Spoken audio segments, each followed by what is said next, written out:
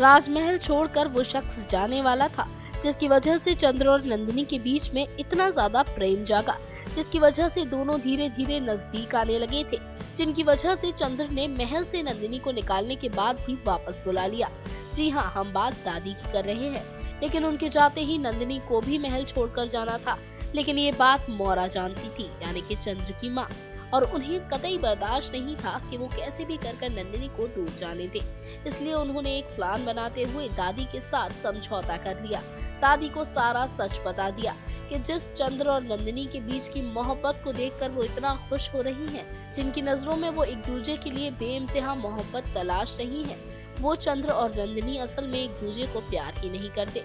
वो तो बस दादी के स्वास्थ्य के चलते उनके सामने ये दिखावा कर रहे थे कि जैसे दोनों एक दूसरे के बिना जी ही नहीं सकते। हम आपको बता दें कि इस सच को जैसे ही दादी को बताया गया तो दादी ने भी ये प्रण कर लिया है कि वो अब महल को छोड़कर तभी जाएंगी जब चंद्र और नंदिनी को एक कर देंगी। जब ये दोनों हमेशा के लिए एक दूसरे के बहुत करीब आ जाएंगे, तभी दादी इन दोनों को छोड़कर जाएंगी। खैर, दादी को इस काम के लिए किसी और ने नहीं बल्कि चंद्र की माँ ने बनाया है, और अब दादी और मौरा ने मिलकर एक प्लान भी बना लिया है, जिसके साथ वो चंद्र और नंदिनी को एक करने में जुट जाएंगी। चंद्र और नंदिनी जब गांव जाएंगे तो वहां उन दोनों के बीच कुछ ऐसी चीजें होंगी जिनके जरिए दोनों एक दूसरे के करीब आ जाएंगे।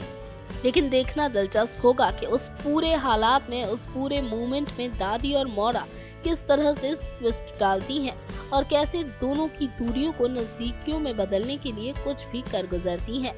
इस तरह की और खबरों को जानने के लिए आप जरूर सब्सक्राइब करें top news just for you. Top news से दीक्षा की रिपोर्ट।